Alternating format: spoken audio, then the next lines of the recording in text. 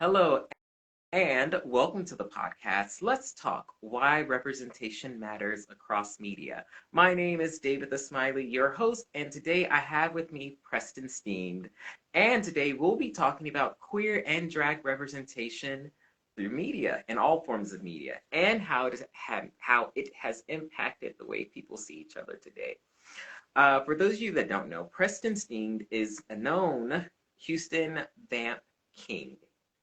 Preston's drag style incorporates a little bit of stupidity, spookiness, filth, and a whole lot of energy. As the show host of the Queer Cabaret at one of Houston's gay bars known as Barcode, Preston uses this as a platform to showcase new and underrepresented talent in the Houston drag scene.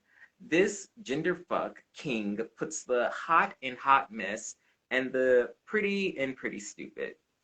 For those of you that know me, in conversation with Preston is the one and only David the Smiley. I'm an actor, cosplayer, Q&A host, panelist, and more. But first, I would like to thank you all for tuning in to this podcast episode today, and I hope you enjoy today's conversation. So, without further ado, I'm going to go on to my first question. Preston, how are you today? I am doing fantastic, overworked but highly paid, so we take it. October is always like the busiest month for like me because the spooky ghouls is when we get the extra bookings. No, I feel that it's just been so busy this year. This has been a pretty busy year. The fact that we're in October and my birthday is in like a week away, so I'm like, dang, I really have to like my birthday is a week away and then we're basically like 2 weeks out from Halloween. No, yeah, And I gotta figure out like what to do. Like I gotta figure out what to do. that's a mood. The way I'm trying to stretch past looks for like all of my shows this month because I'm trying to stay like on theme, but I'm just like, girl, I have so much. I was like, y'all are getting repeats, so just if you've seen it before, no, you haven't. It's new. What? You have like in your closets, I don't know, plural. Wait, sorry, could you repeat that? You broke up a little bit. So I would say, how many costumes do you have in your closet or closets for that matter? That's a good question. I would say like I have like at least probably like five or six like individual pieces that are like looks in and of themselves, but I have a lot of my drag. I kind of like use a lot of the same pieces in like various combinations. Like I have like a lot of stuff, but I have a lot of different like blazers, jackets, tops, stuff like that I'll kind of like mix and match. And I'm always like thrifting and picking up new stuff. But then I have like certain looks that are like specific looks. Like I have like a David Bowie look. I have a Slenderman gown.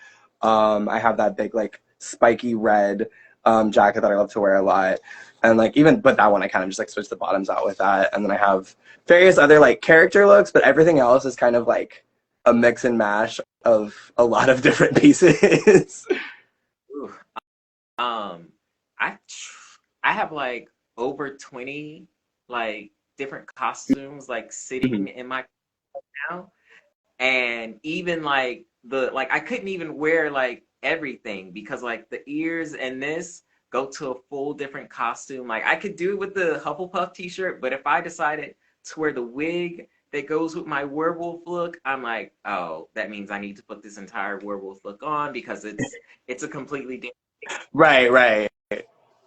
It's too much, but like, and that's like the boy looks. You have your boy looks, you have your gender bend looks, you have your drag looks. Like, it's too much. No, I feel that there's definitely a large crossover between like my drag and like stuff I wear every day. I'm not gonna lie. I mean, if like you always see me out sometimes, I low key be wearing drag sometimes. No, I see y'all all the time. That's why. Yeah, yeah, I see that. I see all of that.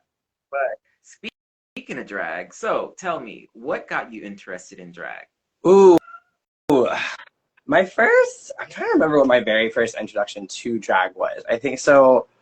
It was one of those things that I feel like I kind of just like vaguely knew what it was. I remember when I was still kind of like first coming out and kind of like in the closet in college, one of my queer friends who I knew through like steampunk and cosplay literally just like dragged me out to a drag show one night, and it was the very last So You Think You Can Drag at Meteor the week that it closed. It was the only time I ever got to go there. And then I remember the one of the organizations at U of H, because I was at college U of H at the time, they did a like coming out day, coming out in drag thing, and they had Ginger Menge from Drag Race. And then I remember going to that, and then a cousin of mine showed me Sasha Velour's winning lip sync performance on season 9 of Drag Race with like the wig and reveal and the roses, and that was kind of where everything really first, where I really first started kind of like focusing in on drag, and I started watching like Drag Race and stuff. But I didn't really want to start, like what really got me into doing drag was when I stumbled on Dragula the first time, because like I was a photography major in school, and I went to the clubs to take photos of drag performers a lot. And like, because I went looking for community and kind of found it at the drag shows, and I was taking photos, and I wanted to like perform because like I was a theater kid and stuff back in the day, so I've always been a performer. But I didn't want to like, you know, be pretty or like super glam or super femme. I didn't want to like shave all my body hair. And then I stumbled on the top 4 photo shoot from season 2 of Dragula when they took them to like Wasteland Weekend and had them do a photo shoot as the 4 Horsemen of the Apocalypse. And like I said, I'm a steampunk. I love apocalypse. So like that was shit I was already into, and I was like, I did not know this could be drag, and that changed everything because I was like, oh, I can just be a fucking monster, and that's really what got me wanting to like start doing drag was Dragula. Really? Okay. Mm-hmm. No, that's interesting because you hear a lot of people. They say that their first like introduction of drag is usually RuPaul's Drag Race, Mm-hmm. and that wasn't even my first introduction to drag. I would say, and I didn't know it at the time, was, and it does involve RuPaul, there's an old movie called Crooklyn. And, you know, when RuPaul was like doing a lot of movies and Mm-hmm. everything, Paul was in that movie. I guess you could say that was like my first real person introduction, but really my first introduction was Bugs Bunny. That was my Yes. that was my first introduction to drag. I want to say is Bugs Bunny, the Looney Tunes, and everything. And Bugs, it's cunt. Like he tears it up. And so, and even like I do drag myself every once in a while when I'll do my drag looks in cosplay, but I also perform every once in a while when I have the time. Even though like, oh my goodness, it's a lot of preparation time to like get the stuff done, and people don't understand like the prep time. I understand it, like your looks ready, your mixes ready, like promo photos ready if you're really trying to do it like that. And then like you do your own show. So Mm-hmm. like you gotta like promotion like done and everything, make sure everyone like you all that background stuff is like people forget that there is more to it than just the RuPaul's Drag Race. They really have everything kind of done already, and then boom, they just go do the runway, they do the lip sync, and that's it. No, Mm-hmm. you have so many different kinds of like talents that are like local, and it's like it still takes so much time. Oh People are god. just seeing the review side of, oh, this is okay, this is like this. They already have it done. It's like, yeah, but there's work that goes into that. Mm-hmm. And then Absolutely. I forget because you mentioned that you were like a queer, like in the closet and everything. I hope everyone knows that tomorrow, October 11th, is National Coming Out Day. So for those of you that feel that you can't come out, please don't worry. Like your time will happen when you're ready. But for those of you that may be out the closet and feel like you're willing to celebrate too, like, yes, please remember October 11th is National Coming Out Day. But also remember that the month of October is LGBTQ History Month as well. Yes. We have like a lot of things. It's not just June. Like Pride is year Mm-hmm. round. I hope Oh everyone yeah. remembers. Pride is every day, baby. Pride is every day, and you walk down the street looking like a damn queer. No, I don't walk straight. But now, as we're talking about this, as a person, a part of the LGBT community, how was life for you growing up? Um, so it was interesting. I did not actually like come out until I was in college. So I was about 2021. And when I came out, I don't know, I think I first like really started to kind of suspect that I was gay probably when I was like 10 or 11, but I grew up in a very Catholic, very Irish Catholic Southern household. So being gay wasn't really an option. So when I kind of started suspecting that, I kind of just like suppressed her real hard and just tried to convince myself and everyone else that I was like straight until I moved like hundreds of miles away from my family to go to college, and then kind of finally had like the freedom to really kind of like explore that and like kind of have like other voices being like, hey, it's okay to be queer for the first time like outside of my family. So growing up was definitely interesting. Like I definitely like I don't know, like didn't have like a super like rough childhood or anything, but I definitely like definitely don't have the best relationship with my parents at times. Like it's a lot better now, but like especially when I was coming out, I got really rough. And then like me and my mom have a decent relationship, but me and my dad always had like a kind of weird relationship, and now we sort of just have like this like I don't know mutual adult like respect for each other, but that's like about it, honestly. But I don't know. I've been through a lot of therapy to work through a lot of family trauma, so shout out to my therapist. Therapy is important. No, I'm with you on that too. Kind of like similar story. Like when I started suspecting, especially around like high school ish, I was just like suppressed because like Mm-hmm.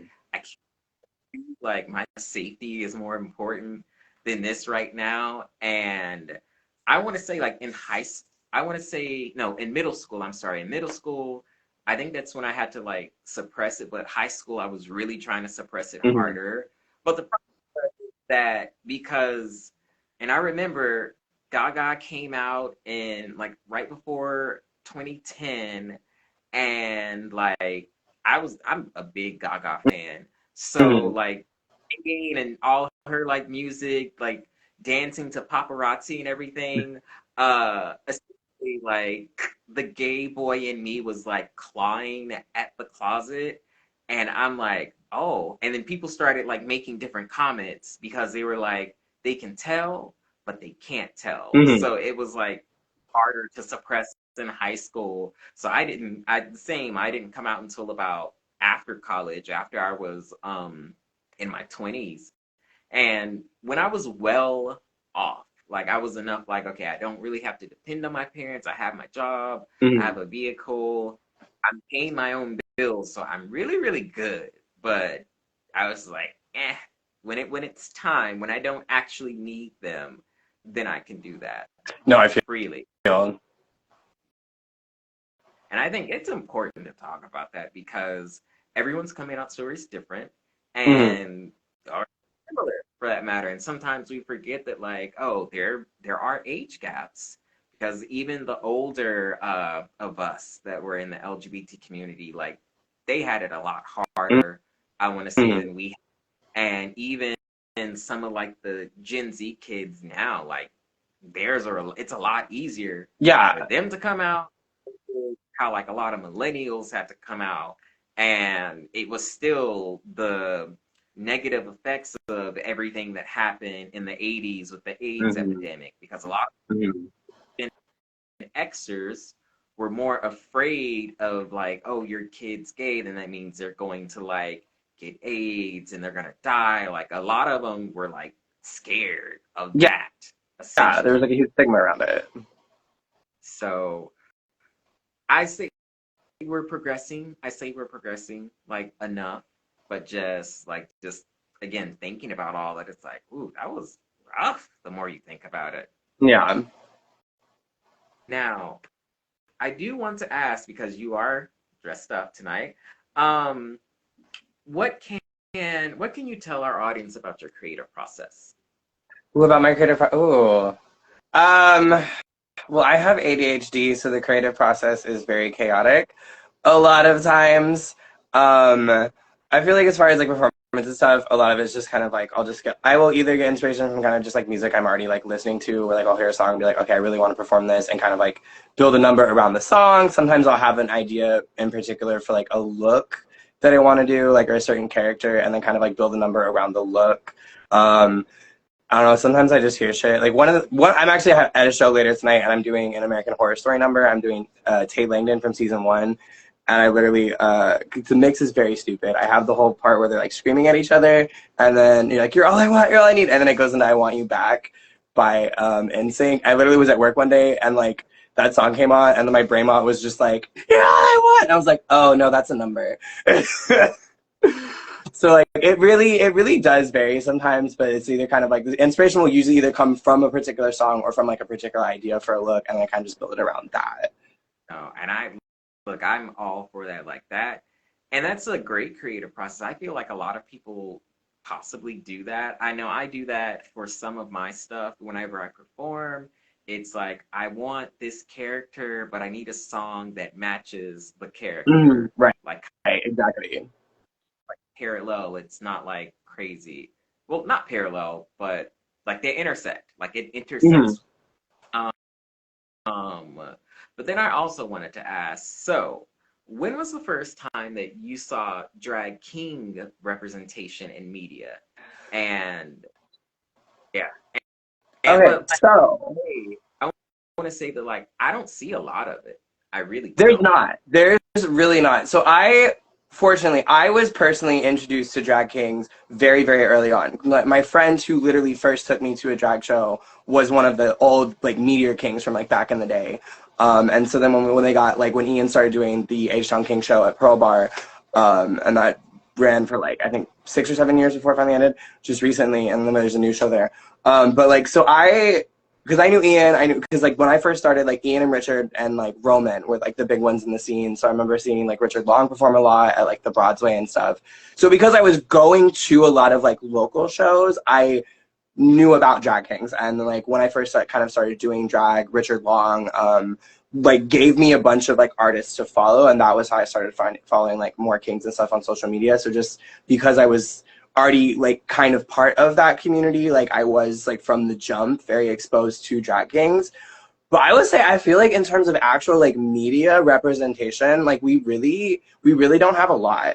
As far as like mainstream media goes, I really think like Landon Cider on season 4 of Dragula was the first like arguably the biggest mainstream representation kings have had in media so far. There have been a couple other kings and like some other competitions that were like aired, but they were in like other countries. I know I'm in like a big king group, so I've seen some other stuff, but don't remember the names of like the specific shows and stuff.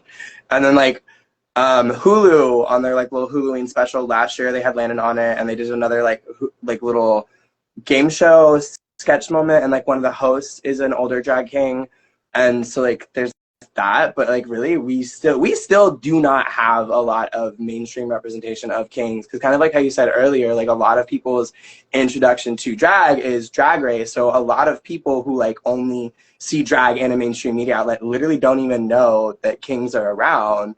And like kings have been around the whole time. Like literally it was they thought it was Stormy Delabro who was the one who started the fight at Stonewall, who was an old drag king. Like kings have been around the whole time. Drag has been around. It's just people don't realize because we really don't have a lot of mainstream media representation like at all. And I think that's odd how like drag kings don't, because like they are important. And for some people who don't know, most drag queens will predominantly be like lesbian or like female identifying people. But there's some that are male and like they'll present like in king form versus like female form. And so I think it's interesting how we don't have that like representation, like because first off, it's still an art form. Mm-hmm. Like drag is art, true. Same with cosplay. Like me as a cosplayer, like that is an art form as well. But like we get more of one versus the other, which I think is ridiculous. Do you want to know? I mean, you know what it is. Really, truthfully, what it is something I think a lot of gays aren't comfortable discussing. Is there is a lot of inherent misogyny within the gay community, and especially in like spaces that are predominantly gay male dominated. And because, like how you mentioned, the majority of drag kings outside of drag are either AFAB people, they're either lesbians. There's several like trans men who do drag as well. I am a cis man out of drag, so I'm like a cis man who does male drag. So I, even within that community, I am kind of a minority. But like because of that, I've found that I exist almost in this little bit of like a liminal space within the community, because like at face value, I still face a lot of the discrimination that like kings face, where like you hear so many queens so many times being like, oh well, kings aren't interesting, kings don't put effort in, and like they see me doing king drag and like they pat that judgment on me. But out of drag, because I am a cis gay man,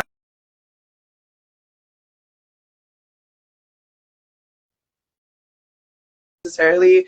And then it also has this weird other challenge of people being like, oh, you're a man doing male drag, you're not really doing drag. Like I've definitely had like older performers like make those comments about me before because they just don't get it. But because I have like this sort of like almost crossover access, I've used like the shows that I've built to try and make sure, and like now that I've been able to get a foot in, to like provide a spot for like AFAP performers and for other kings and for the people who don't normally have access to those spaces that I have access to. So I try really hard to like use that degree of privilege that I have to like make sure I can like bring the representation in. Look, and I appreciate that because, like, again, drag kings is like an art, and we have a pretty decent like drag scene here in Houston as Mm-hmm. well. I've seen like a couple of drag kings perform in some of the local like competitions. I'm trying to think what was like a big one The because there were some most there. recent one was Persephone's Game of Drag, which Bury Me Dandy just won. He's the first king to win. It was season 3, so he's the first king winner of Persephone's Game of Drag. And then there were several other kings who competed in that season as well as the previous seasons. Like honestly, like the Houston Kings are really on the come up right now, especially this new generation and like the generation right before them, like these last 2-3 generations have really been out here putting the work in, and I'm like super super proud of them. Because we've been like the Ian is like truly like the forebearer of the Houston King community, because Ian was the one who really was one of the first early kings who really like managed to get his way into the community. And then once he got the show at Pearl Bar, he provided a space for kings, like exclusively a king space, and like allowed a space for new kings to come and like perform. Like literally, that's how Preston got started. Like I started at the open night stage at fucking Pearl Bar. That's how a lot of kings in this town got started.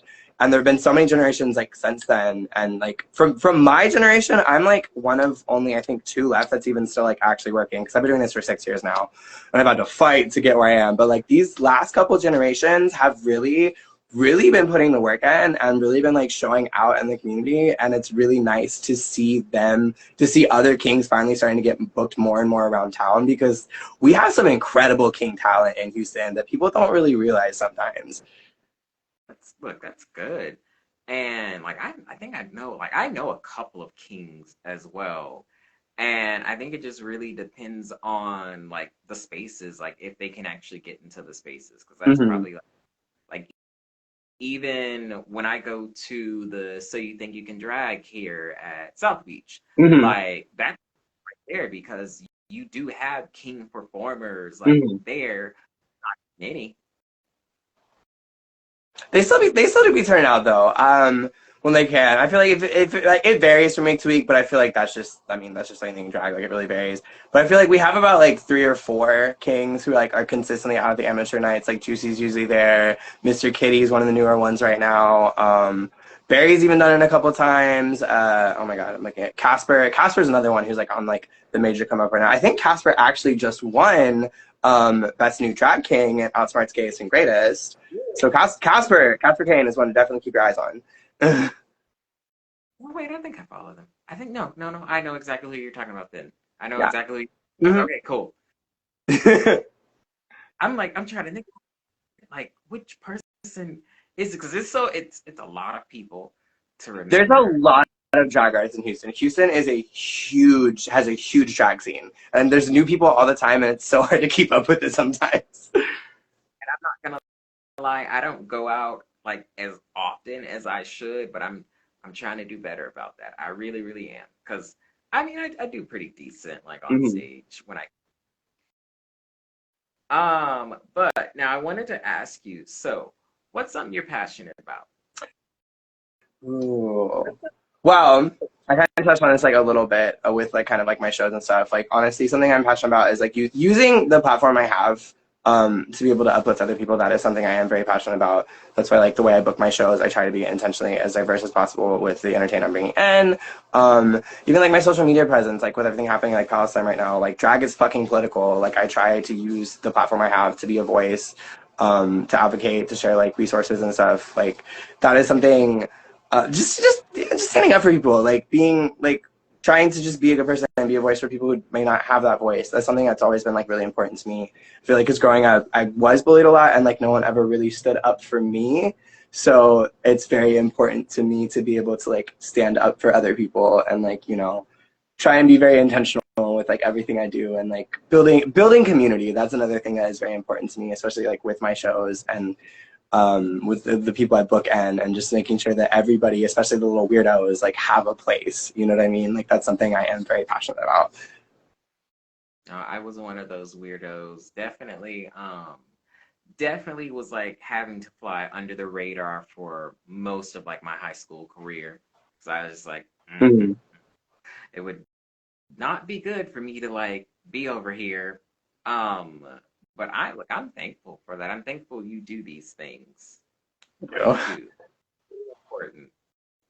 Um, Yeah. I wanted to go ahead and segue into, so when was the first time you saw queer representation in comics, manga, like television, movies, or like anywhere? Like when's the first time you saw queer representation? I'm trying to remember the very first time, because like again, my parents are super Catholic, so like anything queer positive was definitely filtered out in my house. I'm trying to think of the first time I remember seeing gay people in media. Like I'm sure there was some stuff I saw earlier on and didn't really necessarily register it, but I feel like the first time I remember seeing something that I felt represented by, um, I think definitely in comics was X-Men. Not necessarily queer, but I just kind of representation in general because I was always like a little misfit outcast and I was always pretty nerdy. So like I always really connected with X-Men with that regard. And I remember like because even in X-Men, like we have a lot of really good queer. Well, not a lot. We have some nice queer characters now, but even then, it was still kind of a fight. Like I remember hearing about when they like announced that Iceman was coming out in the comics, but I hadn't like wasn't like I was reading a lot more old stuff then because I just didn't wasn't up to date with anything current. But then really it was in college when I was first kind of like really starting to come to terms with my sexuality that I was kind of like looking for that representation.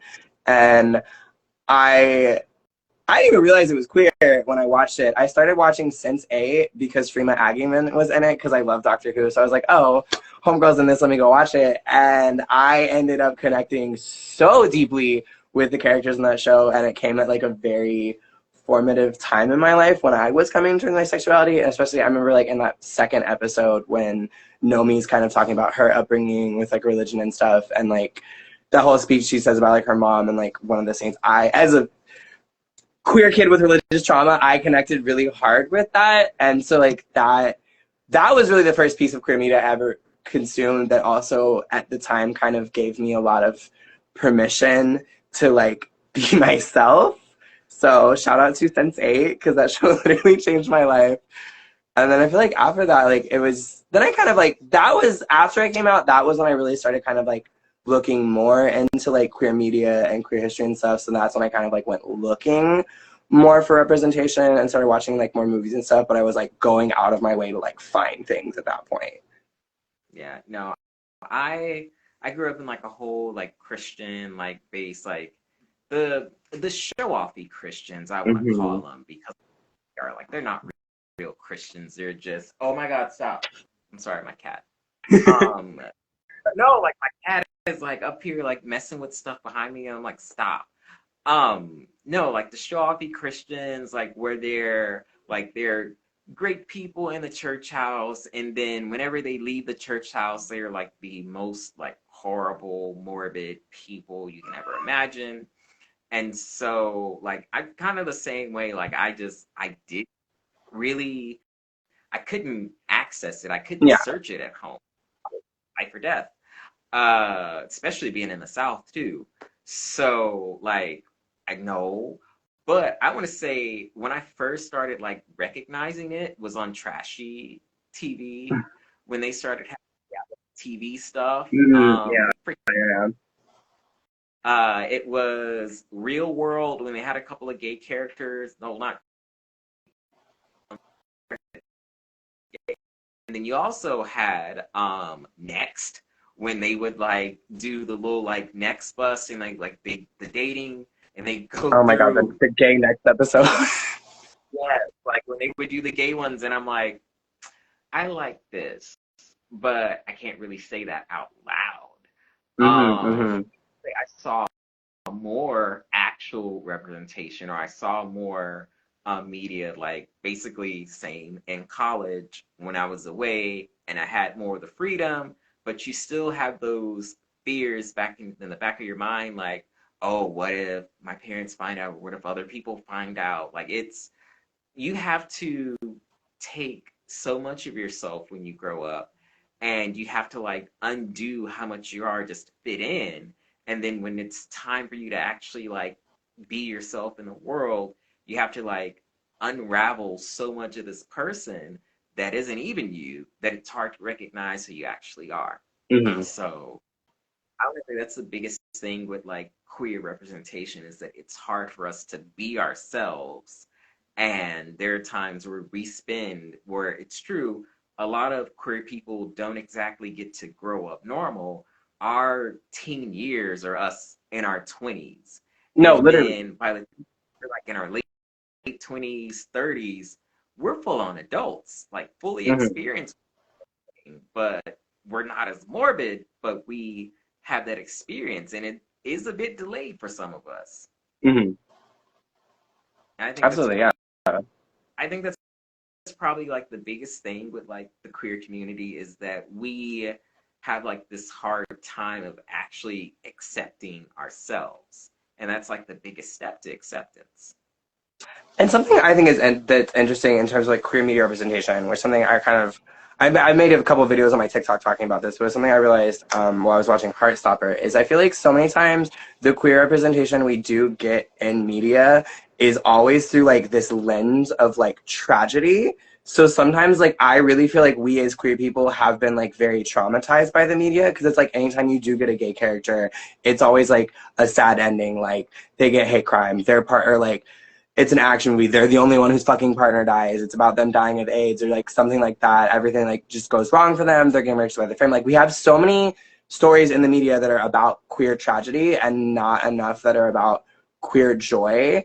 And I remember I realized this when I was watching Heartstopper because Heartstopper is, if you have not watched, you need to go watch it because it is just so fucking wholesome and like it's really good like representation of queer joy. And like I caught myself while I was watching it, like every time something was going good, I was like bracing myself for something horrible to happen.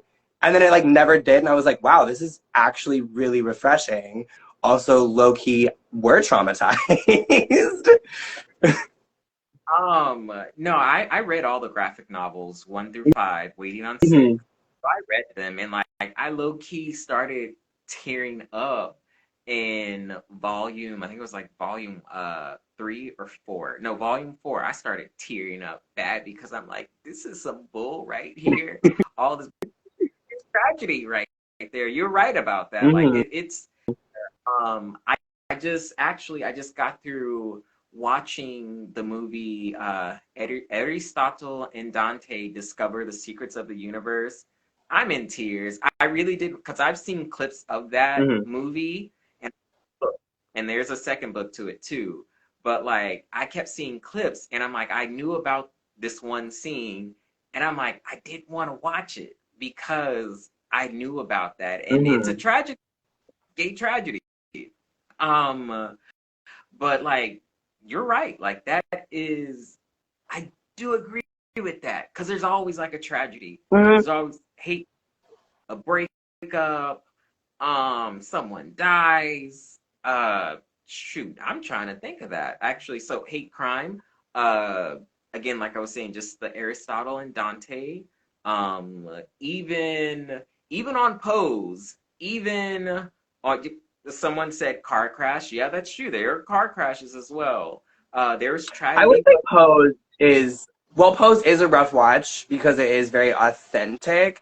And Ryan Murphy loves to torture his characters. I will give that one credit because, like, even though, like, it is a hard watch because it's just very, like, it's realistic of, like, you know, being black and trans and living through the fucking AIDS crisis. But, like, I still feel like that show is a very good representation of of specifically trans joy, because that was something I did appreciate, especially of, like, every season finale, is he really let them, like, actually have, like, a happy ending. Like, it still dealt with, like, the actual tragedy of life, but it wasn't like, hey, we're gonna traumatize these characters. Like, they still actually, like, that one is, like, always my recommendation for, like, I think it's just an important piece of, like, queer media history, and it's just good trans representation. I mean, but I'll also say, like, we see a lot of like LGBT movies that are almost always like comedy. Almost all of them are Mm-hmm. like and I've watched a lot, so I want to say at least like 60% of them are comedies, Mm-hmm. and the rest of them are kind of like this sexcapade kind of deal. Very rare do we get like actual horror LGBT like movies, which I'm a big horror fan, sci-fi fan. Have What? you seen They Them? No. Okay. You have to watch They Them. I watched it recently. I did, like, because I have a series I do on my TikTok called High Horror Hot Takes, where I get stoned and just talk about horror movies. And I did, like, a 2-part one for specifically Pride horror movies for Pride Month this month. And I recently watched They Them. I think it came out last year. It's a Bloomhouse, and it's literally about a bunch of queer teens who get shipped out to conversion care therapy in the woods. And there's, like, a killer in the woods, so it's kind of a slasher, but, like, the slasher part's a lot more slow burn. So the real horror is the queer trauma. And I was really worried going into it because I was afraid they were just gonna, like, you know, kind of queer trauma porn it, but it ended up actually being really wholesome. And when they were having the scenes of, like, you know, talking about, like, growing up queer in a house space where it's not safe for you and having to, like, rationalize what you've been taught versus what you feel, I have never connected or felt more represented by a horror movie, or really just a movie, like, as a queer person in my entire fucking life. So that is queer, like, good representation, horror representation. They Them was actually so well written, and I connected so deeply with those characters, and I did not expect to connect that heavily with it. It was really, really good. Okay. No, I'm gonna go watch that. I will watch that. And then as we're talking about movies, we'll talk about a couple of like television, manga, because I want to say we don't see, like, first and foremost, there's the Batwoman series. Like, Mm. Batwoman's lesbian. Batwoman is lesbian. But you know, there's like a gay Green Lantern. We talked about how like Iceman's gay, but then there's like Wiccan and Hulkling. There's Mm-hmm. North Star person. We even have bisexual, and same with Superman's son John Kent, who's also bi as well. Oh, But like, that's right. but I want to say what's the funniest thing to me though is a lot of the female characters I want to say are written as like lesbian or bi because of like male wet dreams. Like straight cis male wet dreams is why we see so many lesbian characters, but we don't see Mm-hmm. a lot of like male gay characters. There's even a demisexual character. Fifth generation Brainiac. He's demisexual. He has the hots for Superman. And like it's kind of like you see it, but no, he's gay as fuck. He's a very like twinkie green boy, gay as fuck, Mm-hmm. little blonde. But you have that. You have so many of these different characters, and even if you look at like some of the mangas where like the boy love like mangas and everything, like you have all those, and even some of those are gay tragedies where like at the Mm-hmm. end dies. There's one where like it really really messed me up. I can't watch it again. It's called Banana Fish. I watched it once. I can't watch it again because that stuff was like trauma. um but even look at how in Sailor Moon, how you had Neptune and Uranus, like when it came across seas, they didn't say that they were lovers. They're like, oh, they're cousins. I'm like, cousins don't act like that. But that's just me. That's just me. Like that's this little stuff I know. Is I'm like, that's just me. Cousins don't act like that. Right. But Sweet Home Alabama.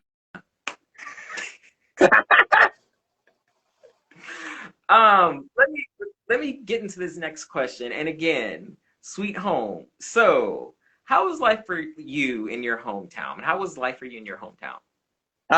So I moved around a little bit when I was younger.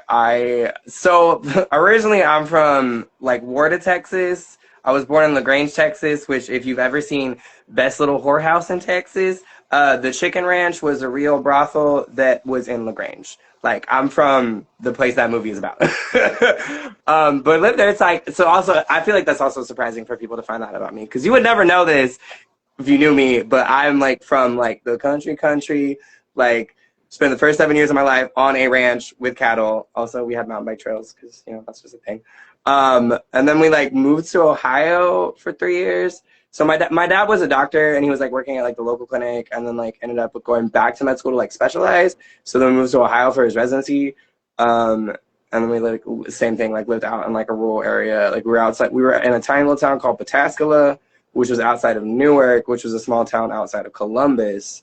So like we like lived next to like a fucking like corn and soy field, and there were woods and shit in the back. And then middle school and high school, I was in Amarillo, which is not fun. It is dusty and gross, and seems like it's a family-friendly town on the surface, but like low key, everyone's hooked on meth. Amarillo has a very scuzzy underbelly, and like I-40 is a very big drug running highway, so everyone has a lot of drug problems. But I was homeschooled. Like through like elementary and through elementary, I went to a private Catholic middle school in Amarillo, which was the absolute worst 3 years of my life. I was bullied a lot by the kids there because private school kids are assholes. It was before I even like really knew that I was queer, but like everybody kind of could tell. Like I got bullied a lot for being gay before I even knew I was gay. I got called a faggot all the time. It was not great. It was a very, very dark time in my life. I almost did not make it out. And then I don't know. High school was honestly pretty uneventful because I transferred to like a small like quote-unquote public school because we still lived out in the fucking country, like 10 miles outside of the city, and had like horses and shit. I guess I'm really country. Even, but then I got into like community theater and shit. So like I didn't really hang out with like anyone from my high school, and I feel like I don't know. No one really picked a fight with me. Like all of my friends were like upperclassmen because I kind of ended up just hanging out with my brother's friends, and then like so by the time I was a senior, all of my friends had graduated, and like my lunch table was like me, two other weird senior girls, and like a bunch of like sophomore band geeks we had adopted. So I was just like queen of the misfits, and then I got into like steampunk and shit my like senior year of high school, and I feel like that was the first time I ever really kind of had a friend group because it was just a bunch of like cosplay steampunk fucking weirdos, and then I moved to college, and then I moved to Houston for college, and I've been here ever since. No, look, I understand on the country thing. Like half of my family is from like Tyler, Texas. So like, Mm. no, my great grandmother, rest in peace. She has like this pasture and everything. They still own the land, but like she has like a pasture. They have cows. Like they even have. I've been on top of a bull, horse, like goats, Mm-hmm. chickens, all that. They even have their own like vegetation areas. So like they have their own like red meat, yellow meat, like the different vegetables. So like green beans, bell peppers, Oh like yeah. all that kind of like they in agriculture. They even have like hogs and everything too over there. So you would never not be fed. I've even to the point to where I've had alligator and like rabbit as well. Like, and it's not actually half bad, but like I couldn't do squirrel because I feel horrible about that. But I don't know how y'all kept squirrel. That's You use a trap. Or you shoot it, depending. I don't know. I've had alligator, but it was at the Vampire Cafe in New Orleans on a po' boy, and it was quite delicious, actually. you'd be surprised how many people like haven't had it or think like, no, I can't do that. Like you wouldn't know the difference. I can't do possum or raccoon. That's just that's where we're getting too much. Like we're getting too much. But no, trust me, I know. Like country, I know. Um, so, but I do want to ask. So, what what made you think of the idea to create your show, The Queer Cabaret? Ooh, well, so it was interesting because I've so like I said, I've been doing drag for 6 years, and had been wanting to do like I've been wanting to start producing my own shows for a while.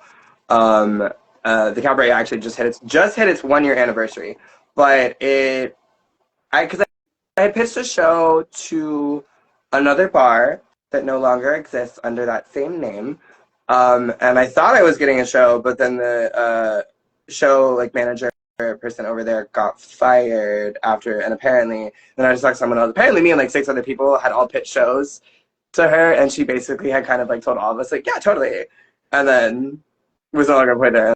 I was like, okay, so got it, love that. But so the cabaret honestly kind of almost happened by accident a little bit. So because I've been on cast at Barcode for about like 2 or 3 years now on like the Wednesday shows there.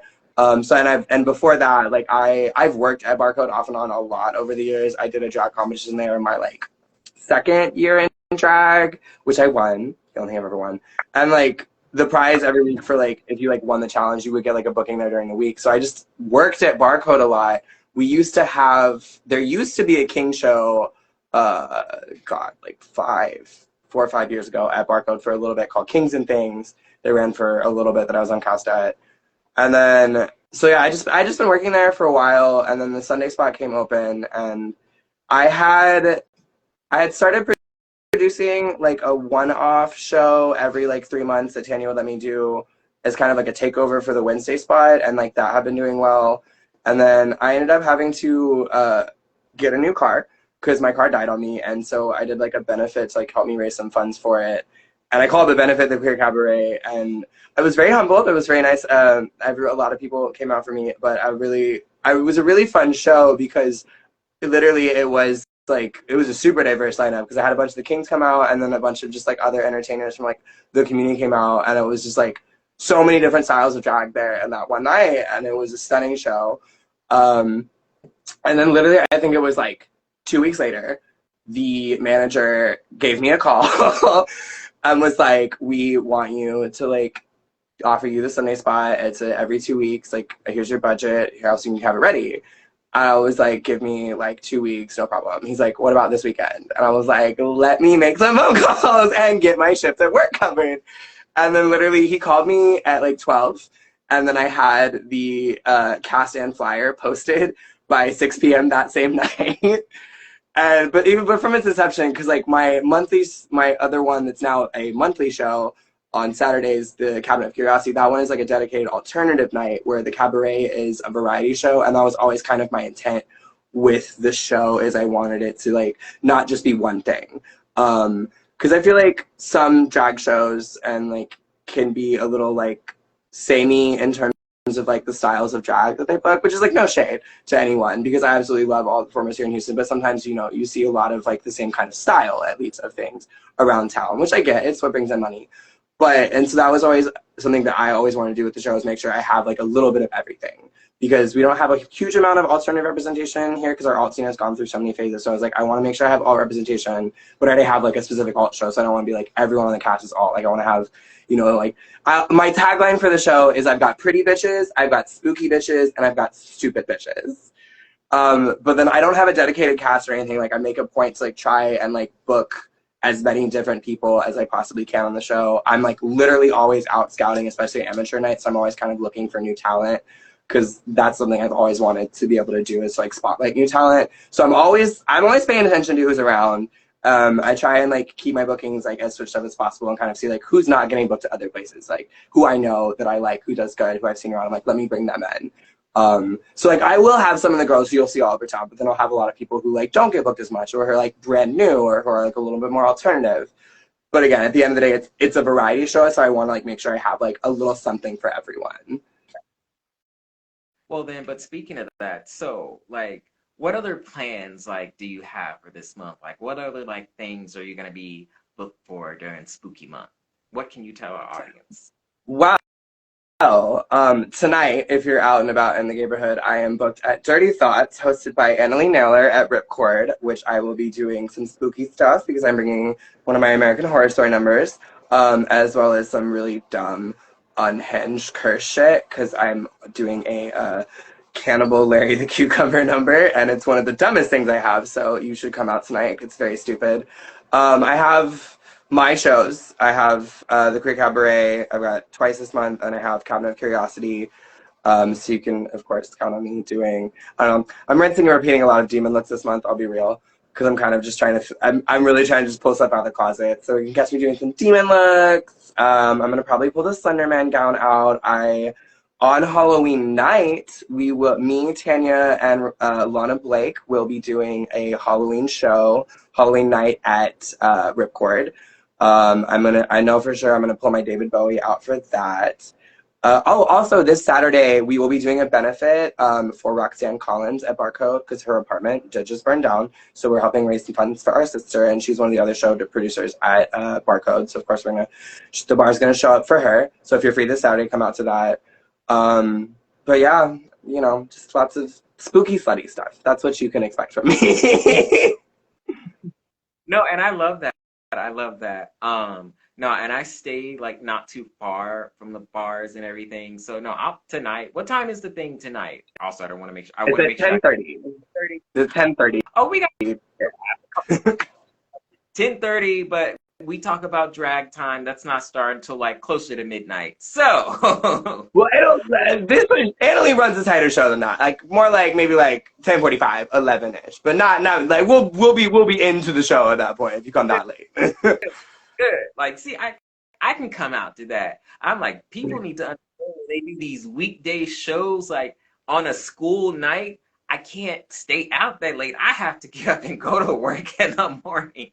I'm not trying to do all that. I don't have enough caffeine in my system to make me deal with people. Like, no, like I have to get 6 dedicated hours plus a little caffeine because I don't drink coffee. I only drink tea. And then go to work and serve tea. But like, and then I'll like have to deal with people. I can't do that. I can't do that like consistently.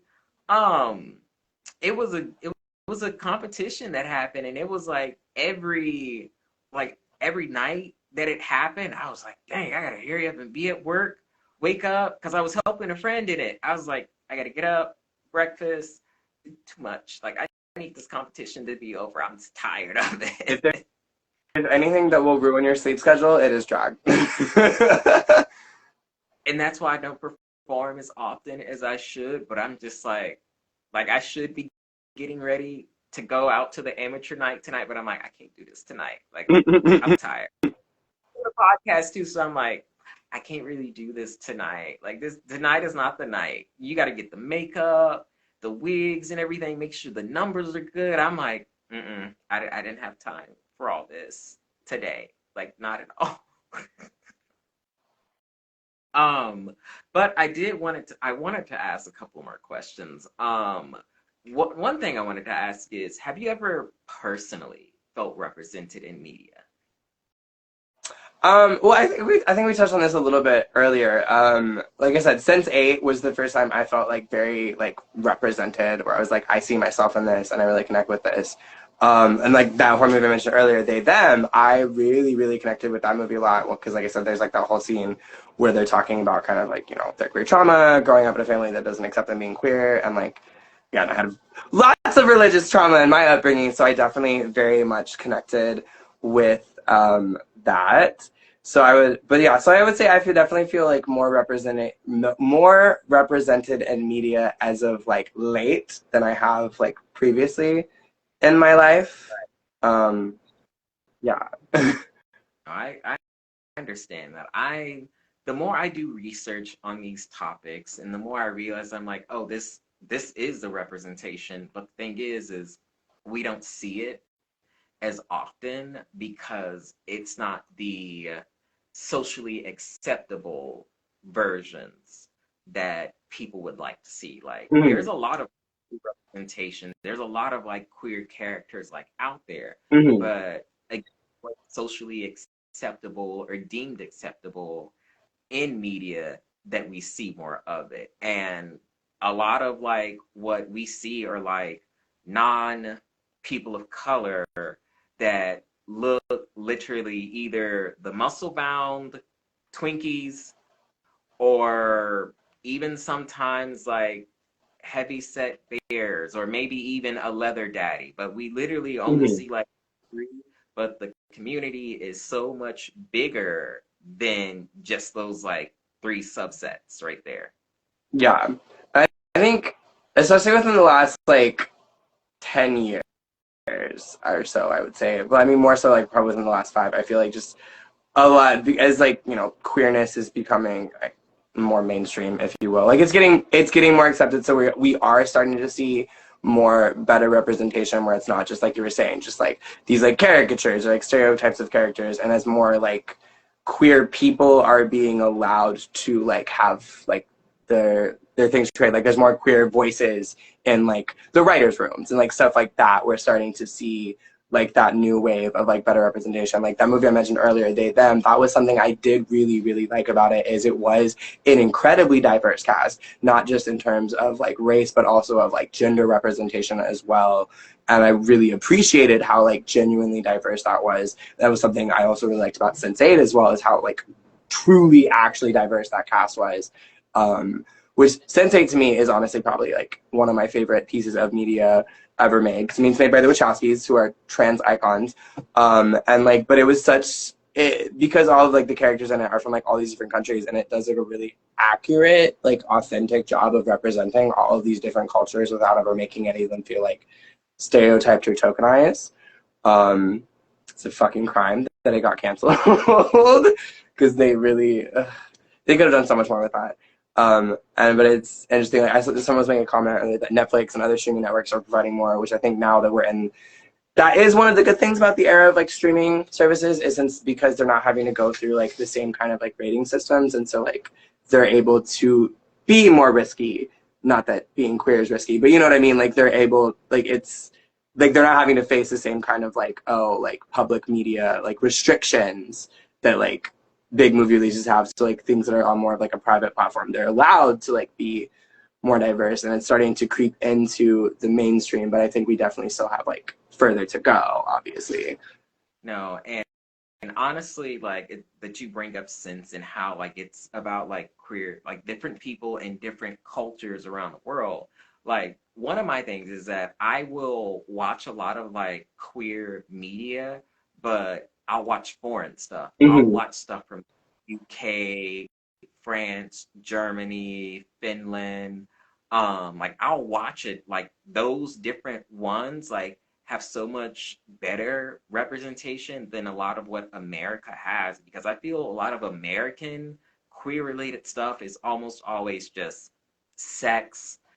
Someone is being like googly eyes over like a guy, a gal, the Cinderella ugly duckling effect, like Yeah. almost all of them, and it kind of like the same thing like over and over, unless some of them are being made from books, from like one book to like screen, then that's when you see a little more like difference in how the characters are and how the story is going versus how, like, say for instance Ryan Murphy, and how almost always like it's a really weird gay character in a lot of his series. American Yeah. Horror Story, one of the biggest ones, where like one of the biggest ones that I can think of off the top of my head right now. But no, um, he just did the new show, the Menendez brothers. Like that's another Oh one yeah. right there. Like I I don't know. I'm not really into the whole serial killer worship thing that Americans seem to be really obsessed with, so I don't watch those. not my favorite either. That's why I'm like, but I've seen like some of the reviews, memes too, big Mm-hmm. time on the meme. But like how they have like these characters like that, and I'm like, why? Like, why are we just fascinated by this? It's like we're the people that actually exist like us, because Mm-hmm. even for the Eternals, a lot of people were like pissed, and like there was a lot of backlash The hate coming. Yeah. The Eternals got was so fucking unjustified. It was such a great movie, and every review I read, I was like, y'all are literally just racist, misogynistic, and homophobic, because there was nothing. I'll go. Okay, it was 3 hours. I'll give you that. It was long as fuck. It was long as fuck, but it was a great movie. Yeah. No, the Eternals was like a big thing, and I'm like, you have a guy, literal eternal being, God, or whatever, but he, person of color, black man, and he's not like super fit. Like he was about average build, and Mm-hmm. that was the other thing too, is that he, like that chiseled cookie cutter like Yeah. image you see. Yeah. It's literally just like guy happy and has a family, like literally doing exactly like just what most, not most, I can't with children. I like having things. I like money. Mm-hmm. I like spending my money. So maybe not the children, but having like that spouse. Like I could do that. I could have Mm-hmm. that partner. Like, but that one right there, people were so mad about that. And I'm like, why? It's because a lot of the comic book fans are racist, misogynistic, homophobes. I've had to spend less time on social media to stop fighting with people and like fan groups because especially the bitches who want to pretend that X-Men's not woke, and I'm just like, I want to smack you over the head with a literature textbook because you don't understand media literacy at all. Obviously, like, and they changed up a lot of stuff too.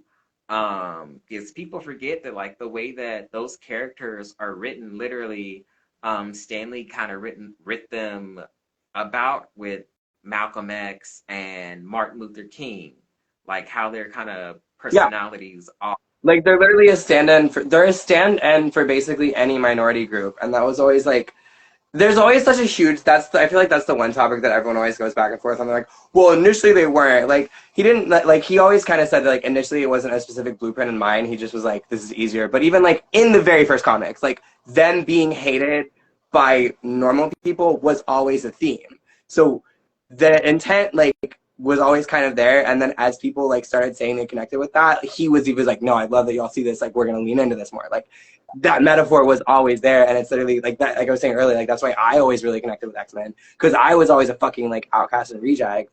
And so literally like that's like out of all of Marvel, X-Men is like my favorite of all of it, because I feel like it is really one of those where like anyone who has really struggled with that, any minority really can relate to X-Men. And especially like as like the stories went on, they were so much more like intentional with that like message, especially in the 80s. Oh god. The 80s was the writing of the X-Men in the 80s was so far ahead of its time. I fully agree with that. And like it's like how we are like now, it's like we're in a good spot, but we can be better. Like Mm. there's so much better we can have for us, I feel. So I will say it is nice But to again, see like the wave coming in of like that representation, especially in horror, because obviously I'm a huge horror fan, and I feel like queer people are general like we consume so much horror because I feel like so many queer people like that's why we like horror so much is because horror is kind of like the outcast genre, and like queer people are the outcast of society, obviously. So seeing like this new wave of good queer representation in horror movies is really nice. Like they them the Netflix or not Netflix, the Hulu remake of Hellraiser was I think a really good example of it because it had queer characters, but they never felt tokenized. It was just like a normal thing, part of the story, never made a big deal. And Pinhead, if y'all did not know, the new Pinhead is played by a trans woman, Jamie Clayton. So to have like that big of like a well recognized like horror icon played by a trans woman, I think that's just like a huge landmark for the community, honestly. Like that's a win, bitch. no, the original like design supposed to be for that though? I heard that was like, wasn't that the original design that they had for Pinhead? No, the original design that was they did change the styles a lot in this one because the original designs were well, I mean, Hellraiser has always had a lot of very queer undertones, especially in like the like second and third movie, because the Cenobites were like Clive Barker based all the Cenobite designs off of like BDSM, so they were very inherently queer. But like the new designs are actually kind of they're not BDSM anymore. They're a lot more like surgical body horror. So they're honestly, the new designs are like much scarier, but they're really good. But even Clive Barker was like, I love what y'all did with this. I'm gonna write a new story about y'all's. Good, good. No, I need to watch it. I need like some time to just sit and like do stuff because I really haven't had a lot of time to like just sit and watch because I've been on the move lately, Mm-hmm. prepping stuff. It's been a busy year. Yeah. It's been a very busy year. So, but what I do also want to ask is, what's something is like because you are immersed in like drag king culture. You're one of like Mm-hmm.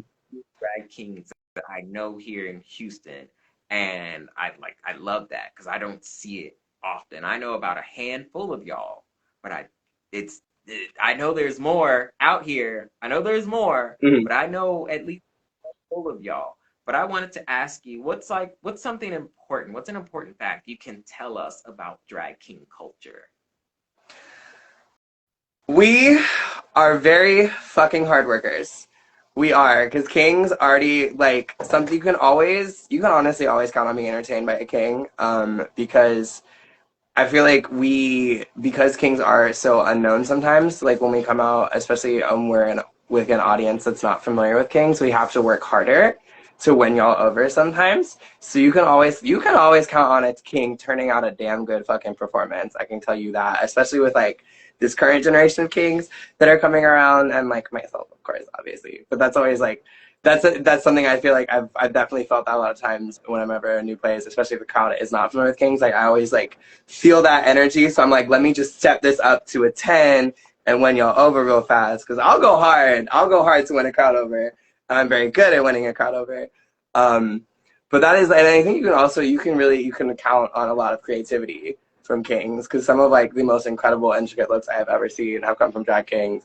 Bury Me Dandy, who I mentioned earlier, we were talking about earlier, who just won Persephone's Game of Drag and favorite drag king and gayest and greatest. That boy is so fucking talented when it comes to putting his outfits together, and like because he builds like most of his shit himself, and he'll put painstaking intricate detail into a lot of these looks and his builds. And like I mean, you look at artists like Landon Cider and fucking Dali, who originally started as a queen on their first season of Dragula, and now is more of a non-binary king persona, and they're like this crazy class fucking like kings are fucking talented. Kings are really talented.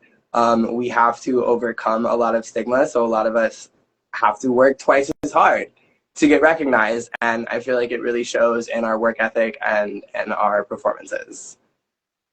No, look, first I want to say is like thank you for all the work that you do and also for creating a space for the Kings here in Houston. Like I know they appreciate it and I appreciate that you do that.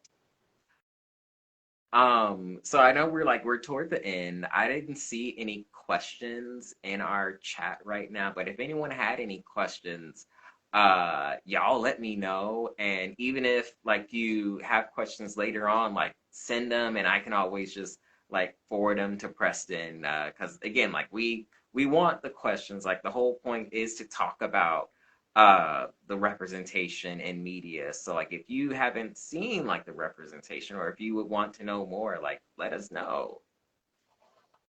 And then Absolutely.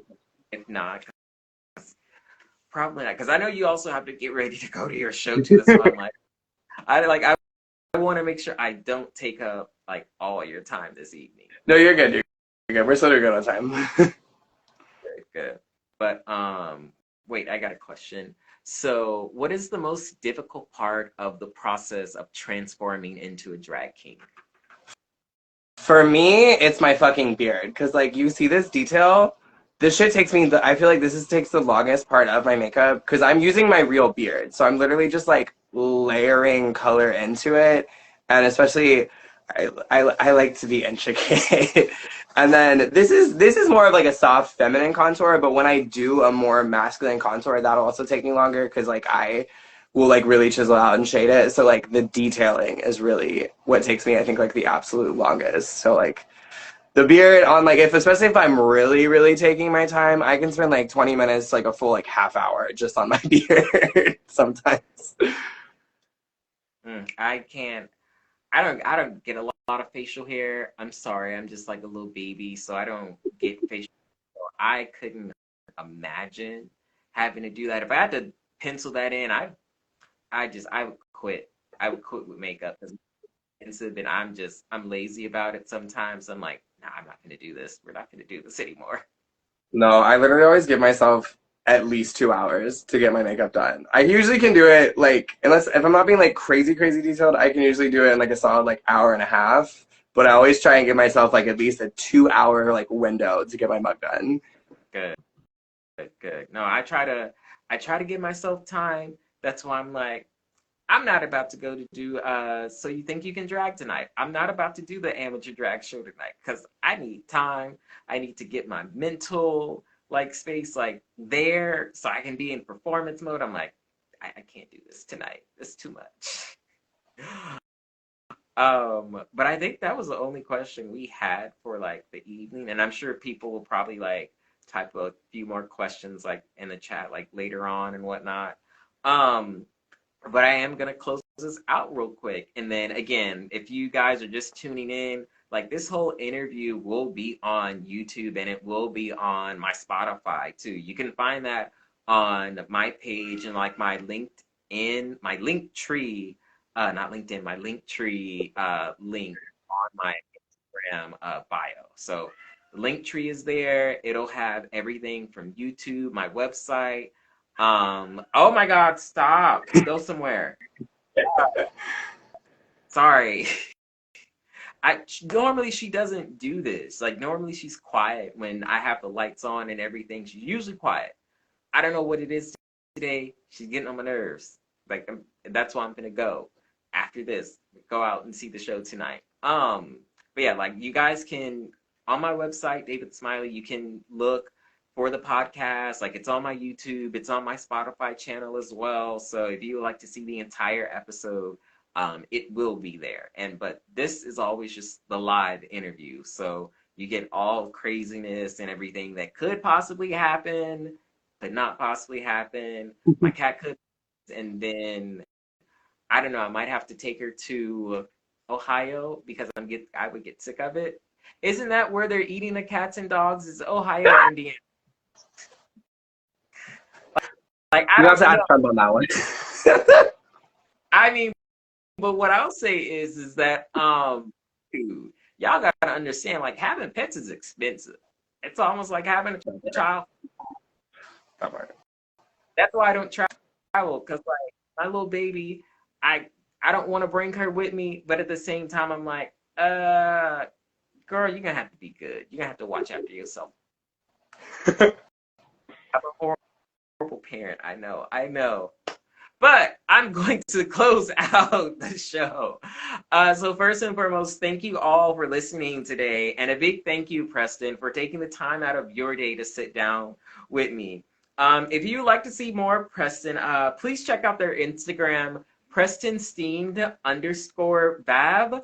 And you can also check their TikTok out at Preston Steamed.